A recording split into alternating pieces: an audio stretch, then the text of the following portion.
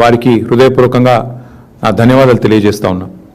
అట్లాగే మా న్యాయవాదుల బృందం ఏదైతే ఉందో, మా లీగల్ సెల్ ఎవరైతే ఈ రాష్ట్ర ప్రభుత్వం మీద నిర్విరామంగా పోరాటం చేస్తున్నారో, ఒక గ్రామస్థాయి కార్యకర్త మీద పెట్టిన కేసు నుంచి మొదలు పెడితే మా రాష్ట్ర అధ్యక్షుడు తెలంగాణ తొలి ముఖ్యమంత్రి కేసీఆర్ గారి మీద పెట్టిన కేసుల దాకా ఒకటే రకమైన కమిట్మెంట్తో పనిచేస్తున్న మా లీగల్ సెల్ కూడా, మా న్యాయవాదుల బృందానికి కూడా హృదయపూర్వకంగా వారికి కూడా అభినందనలు, ధన్యవాదాలు కూడా తెలియజేస్తా ఉన్నాను. మీరు ఒక్క విషయం ఇవాళ అర్థం చేసుకుంటే స్పష్టంగా కనబడేది, అభండాలు వేసి అబద్ధాల ప్రాపగాండా చేసి మరి ఇష్టం వచ్చినట్టు పిచ్చి ప్రచారాలు చేసిన రాజకీయ రాబందులు ఎవరైతే ఉన్నారో వారికి చెంప చెల్లుమనిపించే విధంగా ఇవాళ తీర్పు రాష్ట్ర హైకోర్టు ఇచ్చింది. ఇవాళ గెలిచింది తెలంగాణ ప్రజలు, ఇవాళ గెలిచింది తెలంగాణ రైతులు, ఇవాళ గెలిచింది దశాబ్దాలుగా కరువు పీడిత ఈ నేలలో గోదావరి జలాలు రావాలి అని తన్లాడిన ప్రతి ఒక్కరు, మా ఆర్ విద్యాసాగరరావు గారు కావచ్చు, పెద్దలు జయశంకర్ గారు కావచ్చు, అట్లాగే మిషన్ కాకతీయలో కష్టపడ్డ ఇంజనీర్లు కావచ్చు, ప్రపంచంలోనే అతిపెద్ద లిఫ్ట్ ఇరిగేషన్ ప్రాజెక్టు కాళేశ్వరంలో కష్టపడ్డ ప్రతి కార్మికుడు కావచ్చు, అట్లాగే లక్షలాది ఎకరాల్లో పంట పండి ఇవాళ భారతదేశంలోనే నెంబర్ 1గా తెలంగాణ నిలబెట్టిన ప్రతి రైతు ఇవాళ గెలిచిండు. కుట్రలు కుతంత్రాలు కాంగ్రెస్ ఓడిపోయింది. ఇవాళ తెలంగాణ రైతులు, తెలంగాణ ప్రజలు, తెలంగాణలోని వివేకవంతమైన ఇంజనీర్లు, తెలంగాణ ఉద్యోగులు, వారే కదా కష్టపడ్డది, వారందరూ ఇవాళ గెలిచారని చెప్పక తప్పదు. కక్షగట్టినట్టుగా ఇవాళ కాంగ్రెస్ పార్టీ ఏదైతే 3 సంవత్సరాలుగా చిల్లర ప్రచారం ఏదైతే చేస్తున్నదో, ఇవాళ ఆ పిట్టల దొరలు ఎవరైతే ఇన్ని రోజులు ఇష్టం వచ్చినట్టు మాట్లాడారో, కాళేశ్వరం కూలేశ్వరం అయింది, కాళేశ్వరం కుంగింది కూలింది అని తిరిగే పిట్టల దొరలకు ఇవాళ మొహం పగిలే విధంగా మరి హైకోర్టు సమాధానం ఇచ్చింది. ఇవాళ కూలింది కాళేశ్వరం కాదు, కేసీఆర్ గారి మీద మీరు చేసిన కుట్రలు, మీ కుటిల ప్రయత్నాలు నేటితో కూలిపోయాయి. కూలింది కాళేశ్వరం కాదు, మీరు నిర్లజ్జగా సిగ్గు విడిచి ఎవరేమనుకుంటారో అని కూడా సోయి లేకుండా చేసిన అబద్ధాలు, ప్రచారం చేసిన అబద్ధాలు ఈరోజు గోదావరి ప్రవాహంలో కొట్టుకొని పోయినాయి. కూలింది కాళేశ్వరం కాదు, కూలింది ఇన్ని రోజులు మీరు మోసపూరిత గారడి ఏదైతే చేశారో అది కూలింది. సత్యమేవ జయతే అని మరొకసారి నిజం నిరూపితమైంది. నిజం నిఖార్సుగా ఇవాళ కాలరెగిరేసి నిటారుగా నిలబడ్డది. కొన్ని రోజులు కొంతమందిని మోసం చేయొచ్చు, కానీ అన్ని రోజులు అందరినీ మోసం చేయలేమని నానుడు ఏదైతే ఉందో ఇవాళ తేలిపోయింది. కేసీఆర్ గారి మీద బురద జల్లి, మా పార్టీ మీద బురద జల్లి ఇవాళ రాష్ట్రంలో కొంత రాజకీయ ప్రయోజనం మీకు కలిగి ఉండొచ్చు, కానీ ఇవాళ నిప్పులాంటి నిజం మాత్రం బయటకు వచ్చింది అని చెప్పక తప్పదు. అట్లాగే న్యాయస్థానాలకు కూడా ఇవాళ ఒక విషయం రుజువు చేశాయి. ప్రభుత్వాలు ఏమనుకున్నా రాజ్యాంగానికి చట్టానికి వ్యతిరేకంగా ఎవరు తప్పుడు పని చేసినా ఊరుకోము అనేది ఇవాళ రాష్ట్ర హైకోర్టు తీర్పు ద్వారా స్పష్టంగా వెల్లడయింది.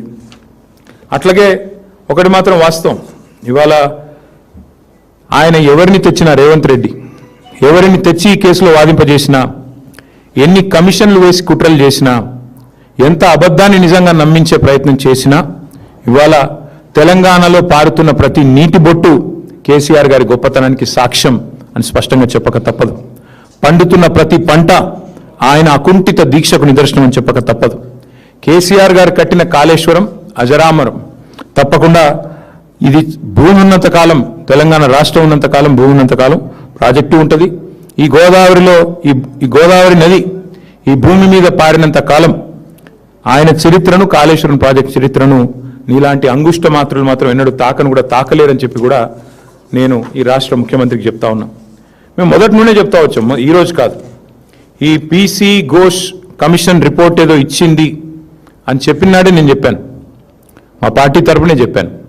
ఇది పీసీ ఘోష్ కమిషన్ కాదు, పీసీసీ నివేదిక అని ఆ రోజే చెప్పాను. ఇవాళ అది అక్షర సత్యం అని చెప్పి తేలిపోయింది హైకోర్టు తీర్పుతో. వాస్తవం ఏంటి? కని విని ఎరగని గోదావరిలో ప్రవాహం వస్తే, వరదలు వస్తే 28 లక్షల క్యూసెక్కులు వచ్చినా, మొత్తం మేడిగడ్డ బరాజు మీద నుంచి నీళ్లు ఫీట్ల ఎత్తున పోయినా తట్టుకొని నిటారుగా నిలబడ్డది మేడిగడ్డ. వాస్తవం అది.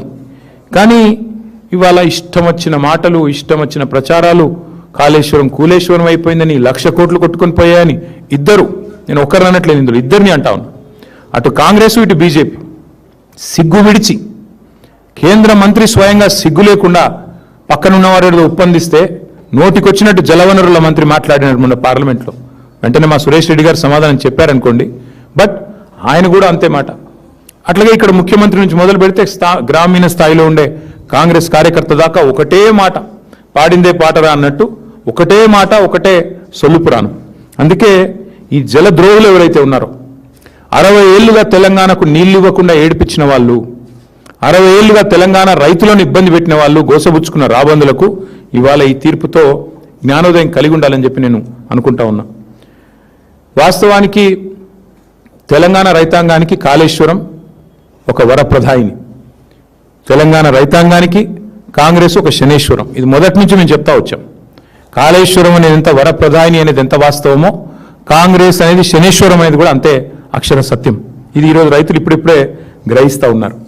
అట్లాగే మరిగా ప్రాజెక్టులు కట్టడమే నేరం, తెలంగాణకు నీళ్లు తేవడమే నేరం అన్నట్టుగా ఇవాళ మా మీద చేసిన కుట్రలు. వాస్తవానికి జరిగింది ఏందండి? జరిగిన ఖర్చు మేము దిగిపోయే నాటికి ఒకసారి కాదు పలుమార్లు చెప్పాం. జరిగిన ఖర్చే 94,000 కోట్లు. దానిలో రాహుల్ గాంధీ అనే తెలివితో ఒక దద్దమ్మ, ఆయన హైదరాబాద్కు వచ్చి ముంగట ఒక ఏటీఎం పెట్టి కాళేశ్వరం ఏటీఎం అయిపోయిందని చెప్పి ఈ తెలివి తక్కువ దద్దమ్మ ఒక పర్రెని చూసి అది మొత్తం ప్రాజెక్ట్ కొట్టుకుపోయిందని ఈయన, ఇక దున్నపోతు ఈయనిందని ఆయన అంటే దూడని కట్టేమని ఇంకొకడు. మొత్తానికి ఏం చేసినారు? ఏటీఎం అని ఇదని అదని ఇష్టం వచ్చిన చిల్లర ప్రచారం. 94,000 కోట్లు ఖర్చు అయితే 1,00,000 కోట్ల కుంభకోణం అంటాడు ఒకడు. ఏం చెప్పాలి ఇట్లాంటి వాళ్ళకి? అందుకే ఇవాళ మళ్ళొక్కసారి గుర్తు చేస్తా ఉన్నా, కాళేశ్వరం అంటే ఒక బ్యారేజ్ కాదు. కాళేశ్వరం అంటే మొత్తంగా ఒక్కసారి ఆ స్కీమ్ చూస్తే 80 మీటర్ల మీది నుండి 618 మీటర్లకు దశల వారీగా నీళ్లు లిఫ్ట్ చేసే ప్రపంచంలో అతి పెద్ద lift irrigation project Kaleshwaram. Kaleshwaram అంటే మరి ఒక్క బరాజ్ కాదు, 3 బ్యారేజీలు. కాళేశ్వరం అంటే 15 రిజర్వాయర్లు. కాళేశ్వరం అంటే 19 సబ్స్టేషన్లు. కాళేశ్వరం అంటే 21 పంప్ హౌజులు. కాళేశ్వరం అంటే 203 కిలోమీటర్ల సొరంగాల ద్వారా వచ్చే నీళ్లు. కాళేశ్వరం అంటే 1531 కిలోమీటర్ల గ్రావిటీ కెనాల్స్. కాళేశ్వరం అంటే 98 కిలోమీటర్ల ప్రెషర్ మెయిన్స్. కాళేశ్వరం అంటే 141 టీఎంసీల స్టోరేజ్ కెపాసిటీ కాళేశ్వరం. ఇదన్నిటి సమాహారం కాళేశ్వరం. ఒక 100 కంపోనెంట్లు ఉంటే అందులో ఒక కంపోనెంట్ మేడిగడ్డ బరాజ్. ఆ మేడిగడ్డ బరాజ్కి అయిన ఖర్చు ఎంత? 3,800 కోట్లు.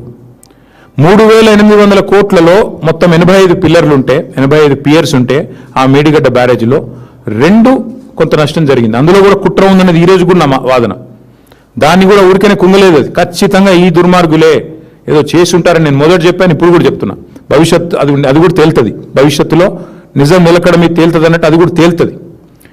85 పిల్లర్లు 3,800 కోట్లు ఖర్చు అయిన ఈ బ్యారేజ్లో, మేడిగడ్డ బ్యారేజ్లో సరే 2 పిల్లర్లు కుంగినాయి.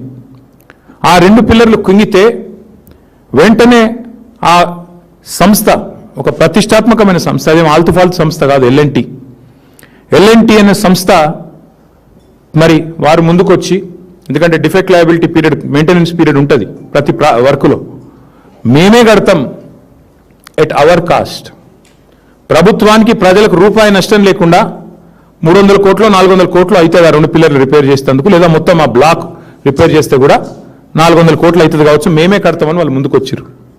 అంటే 94,000 కోట్ల ప్రాజెక్టులో మేడిగడ్డ బ్యారేజు 3,800 కోట్లు ఖర్చు అయితే అందులో ఆ 2 పిల్లర్లను ఒక బ్లాక్ మొత్తం చేయాలంటే, మళ్ళీ తిరిగి నిర్మాణం చేయాలంటే 400 కోట్లు.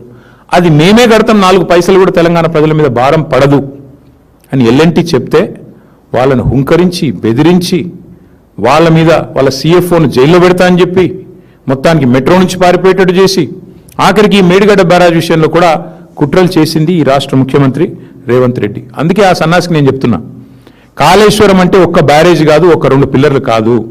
కాళేశ్వరం అంటే ఇందాక నేను చెప్పినట్టు 3 బ్యారేజీలు, 15 రిజర్వాయర్లు, 19 మరి పంప్ హౌజులు, 21 సబ్స్టేషన్లు, 100 కిలోమీటర్లు, 1000 కిలోమీటర్ల గ్రావిటీ కెనాల్స్, ఇవన్నిటి సమాహారం కాళేశ్వరం.